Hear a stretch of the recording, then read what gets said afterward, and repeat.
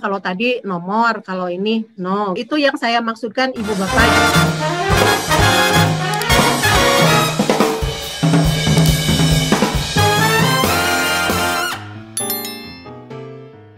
Izin Bu. Iya, nah ini nih. Ya, kalau Iya silakan Pak.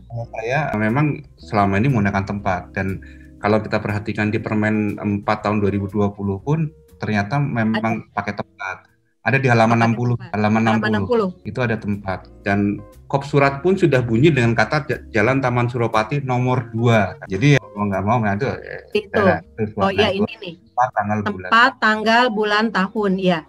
Jadi Bapak ikuti yang aturan yang memang ada di Permen. Kalau aturannya sudah ada di Permen, itu Bapak acuannya ke Permen saja, tapi konsisten. Kalau tadi saya bilang, karena secara sistematika ini tidak eksplisit disebutkan di Permen, nah kita harus mengacu pada tata naskah yang ada, surat tata naskah pembuatan surat dinas secara benar gitu ya, yang umum ya. Itu terima sebelum saya terima Permen ya Pak ya.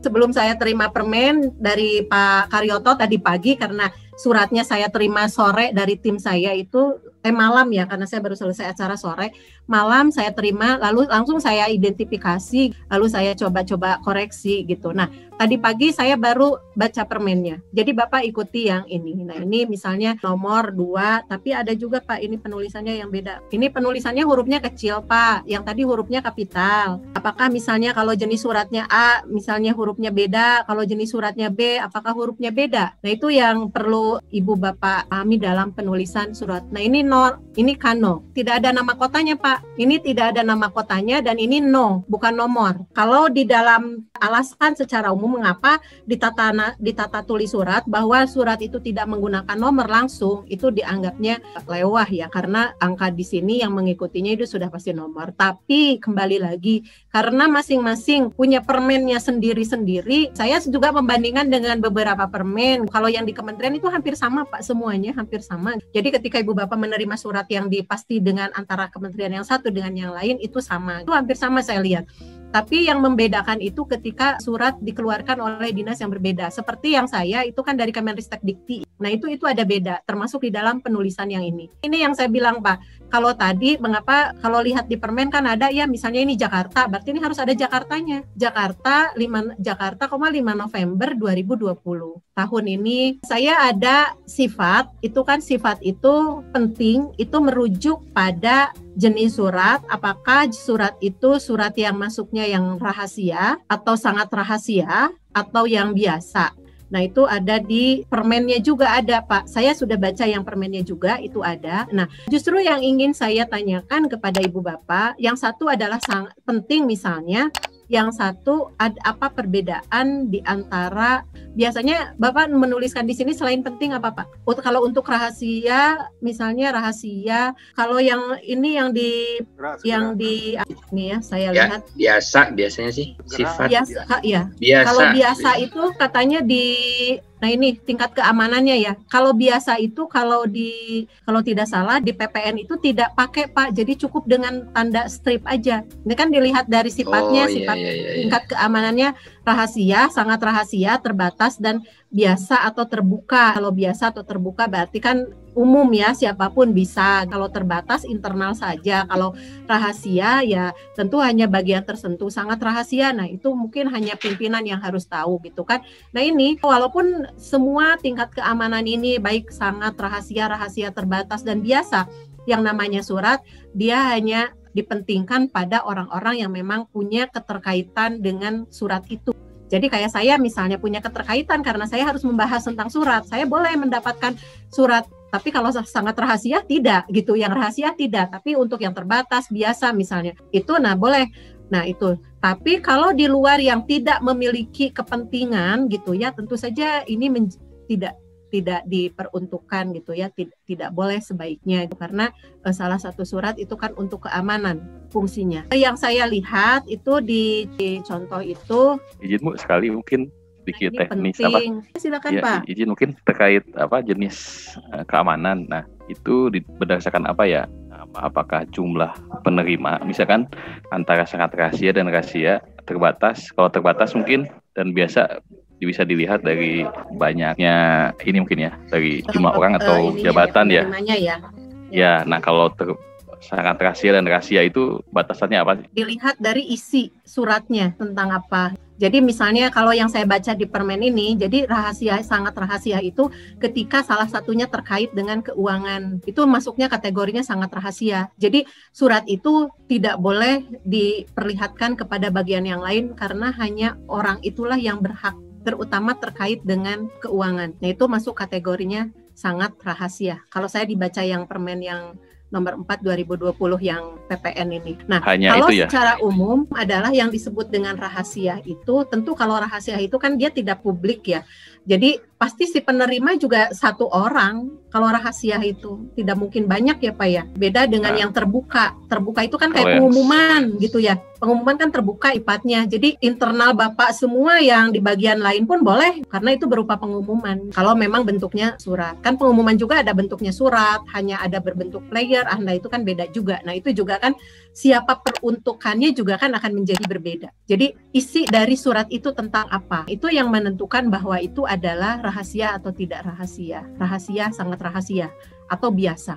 Nah, ini saya juga lihat di situ sifatnya ada yang penting, ada yang menuliskannya rahasia, ada yang menuliskannya segera. Itu pertimbangannya. Justru saya pengen informasi dari Bapak itu pertimbangannya kalau segera itu apakah tidak penting tapi segera. Gitu kan logikanya ya secara bahasa. Atau penting tetapi tidak perlu segera. Atau misalnya ya penting dan segera. Karena beberapa yang saya lihat di surat itu beda-beda Pak. Ada yang rahasia, ada yang khusus pakai strip, pakai tanda penghubung karena memang itu dianggap biasa. Kayak pengumuman, jadi tidak perlu. Jadi dikosongkan. Tapi bukan dikosongkan, tidak boleh kosong. Tapi harus menggunakan tanda hubung ya. Terima kasih. Mungkin jadi nanti harus ada yang diubah nih Pak Kang Eri nih dari Oktala. Terkait ya karena kalau untuk sangat rahasia itu hanya keuangan justru bertolak belakang dengan Undang-Undang KIP nomor 14 2008 harus bahwa transparan ya. Ya semua yang dibiayai oleh APBN, hibah, pinjaman atau pengumpulan dana masyarakat itu harus dibuka. Oh iya. Itu tapi memang Pak kalau yang di sini yang rahasianya itu yang terkait utang piutang. Saya tadi agak risih sih sebetulnya menyebutkan utang piutang. Yang sangat rahasia mungkin kalau itu. Untuk individu sih mungkin bisa kasih individu ya. Makanya kalau rahasia itu sangat rahasia itu penerimanya itu bukan publik Pak. Pasti penerimanya hanya satu orang. Karena sangat rahasia hanya dia yang boleh tahu. Kalau tidak salah di permennya PPN deh. Saya juga kan agak tertukar karena saya banyak membandingkan dengan permen-permen tata naskah dari beberapa permen yang lain. Memang ada sama bahwa dari tingkat keamanannya ada sangat rahasia. Nah, itu di situnya di sifatnya justru mereka menuliskannya sangat rahasia atau digaris aja karena sifatnya umum. Nah, tapi yang di PPN ini ada yang penting, ada juga segera kalau nggak salah ya saya baca. Nah ini kan segera ya Pak ya. Nah kan ini segera, terus tadi penting. Nah ini acuannya ke yang mana gitu maksud saya. Ketika Ibu Bapak menuliskan sifat segera itu ketika apa, penting itu ketika apa. Karena kalau dilihat dari keamanannya sifat surat itu yaitu tadi rahasia, sangat rahasia. Saya baca di permen yang dari permennya Bapak ini sangat rahasia terbatas, biasa atau terbuka. Jadi ya mungkin tadi yang sifatnya harus transparan berarti terbuka gitu ya atau biasa. Ada yang terbatas untuk internal Ibu Bapak saja di PPN, untuk yang rahasia yang seperti apa, yang sangat rahasia, untuk yang rahasia hanya bagian atau kepala tertentu saja yang boleh tahu. Nah lalu untuk yang sangat rahasianya siapa yang harus menerima surat. Jadi terkait dengan siapa yang menerima surat. Begitu Ibu Bapak? Ada yang mau disampaikan? Saya sih sebetulnya penasaran nih Ibu Bapak, kan Ibu Bapak pasti ini membuat surat ini ya. Nanti maksud saya perbedaan antara segera, penting dengan yang apa yang tadi disebutkan oleh saya itu apa gitu, karena di beberapa ini berbeda gitu. Ini betul Bu, kalau di Permen 4 ini Bu, izin ya Bu langsung. Iya Pak, Pak silakan Pak. Di Permen 4 itu memang ada tingkat keamanan gitu, tingkat keamanan itu 1-4 ini. Dan di permennya juga disebutkan kalau yang biasa atau terbuka itu nggak perlu diisi. Jadi sebenarnya sifat itu 4 ini, jadi kayak segera itu bukan kalau di permen itu nggak masuk dalam kategori sifat surat. Betul. Ya. Nah terkait dengan tingkat keamanan ini seperti apa itu juga sudah ada Bu di aturannya Bu. Kalau nggak salah di bab 5, di bab 5-nya di halaman 117 di situ disebutkan memang lebih banyak kalau misalkan sangat rahasia itu terkait dengan misalkan kalau surat itu terkait dengan NKRI gitu kan. Ya, utang piutang ya kalau yang saya baca itu. Ya, kalau yang rahasia itu terkait dengan misalkan kalau ini ada ekonomi makronya tergoncang atau gimana itu. Karena udah diatur di halaman 117 di permen itu Bu, di ABC-nya itu udah cukup detail itu. Tapi memang tadi isu dari terkait dengan keterbukaan mungkin perlu kita uji juga dengan undang-undang keterbukaan publik gitu kan. Apakah poin ini masuk dalam harusnya dibuka gitu kan. Mestinya dilihat ya memang ada sih yang bisa dirahasiakan. Kalau dari berapa poin yang ada di pengamanan naskah dinas ini yang di bab 5 ini sepertinya ada memang yang harus dirahasiakan. Tapi mungkin juga ada juga yang mestinya enggak juga sih sebenarnya kenapa dia masuk ke sini. Nah, ini pas penyusunan ini pasti ada perdebatan yang panjang dan betul, Pak. Pasti ya.